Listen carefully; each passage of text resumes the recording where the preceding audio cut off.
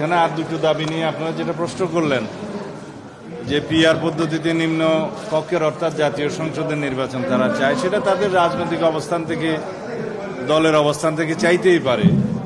কিন্তু বাংলাদেশের বাস্তবতায় এবং ইতিপূর্বে সংস্কার কমিশনে আমাদের সাথে যেভাবে আলোচনা হয়েছে, সেই পিআর পদ্ধতির নির্বাচনের মধ্যে আমরা কোনো ঐক্যমত পাইনি।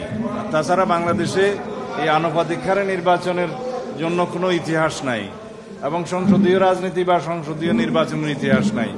বাংলাদেশের রাজনৈতিক কালচারে সেটা একটা নতুন আইডিয়া, যার জন্য অনেক রকমের পরীক্ষা নিরীক্ষা পৃথিবীর বহু দেশে হয়েছে, সেটা কখনো দেখেছি আমরা আমাদের এই দেশের জন্য প্রযোজ্য নয়। এবং যেখানে যেখানে প্রযোজ্য আছে সেখানে অনেক জটিল অবস্থা। আনুপাতিক হারে নির্বাচনের ক্ষেত্রে কোনো সংসদীয় এলাকার ভোটারগণ জানবেন না যে কে তাদের এমপি হবে। তাছাড়া তাদের এমপিদের কাছে তারা যে যাবেন, তারা নির্ধারিত কোনো ব্যক্তিকে খুঁজে পাবেন না। আর আনুপাতিক হারে নির্বাচনের কথা যারা বলছেন, তাদের একটা উদ্দেশ্য আছে। যারা স্থানীয় সরকারের নির্বাচন জাতীয় সংসদের নির্বাচনের আগে চায়, তাদের একটি উদ্দেশ্য আছে, হয় নির্বাচন বিলম্বিত করা অথবা বাংলাদেশের নির্বাচন না হওয়া। এটা তাদের উদ্দেশ্য থাকতে পারে।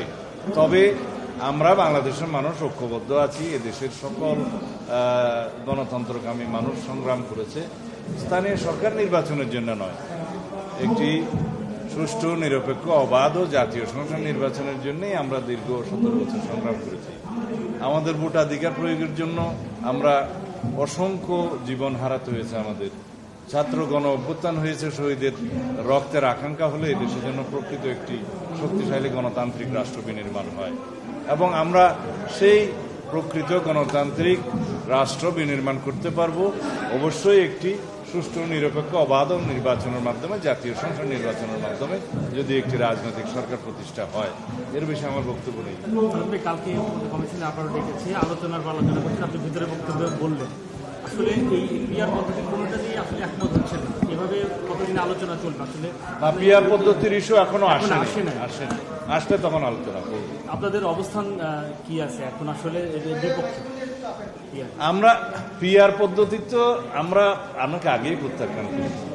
পিআর পদ্ধতি বাংলাদেশের রাজনৈতিক কালচারে, আমাদের ইতিহাসে, আমাদের ভোটের এই সিস্টেমে কখনো উপযুক্ত নয়।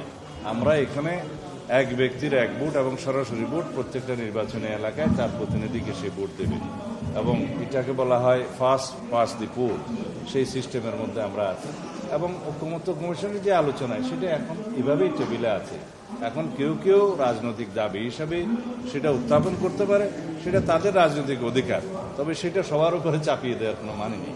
আরেকটা কোশ্চেন, সেটা হলো আপনি যে বললেন যে যারা স্থানীয় সরকার নির্বাচনের দাবি করছে সেটাও জাতীয় নির্বাচনকে ব্যাহত করার একটা ষড়যন্ত্র হতে পারে।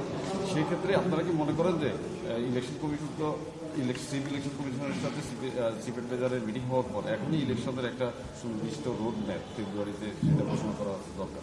আপনি যেটা গতকাল বলেছেন জাতির সামনে প্রকাশ করার জন্য, আমি এখনো বলছি, গতকালকেও আমি প্রেসে কথা বলেছি যে আগামী 2026 সালের ফেব্রুয়ারির প্রথমার্ধে, রমজান শুরু হওয়ার আগের সপ্তাহে যে নির্বাচন অনুষ্ঠানের জন্য যে একটা সম্মত প্রস্তাব এসছে, মাননীয় প্রধান উপদেষ্টা এবং আমাদের নেতা জনাব তারেক রহমানের মধ্যে একটি আলাপ আলোচনা হয়েছে, সেটা প্রেসে ওনারা প্রকাশ করেছেন যৌথ বিবৃতির মধ্য দিয়ে।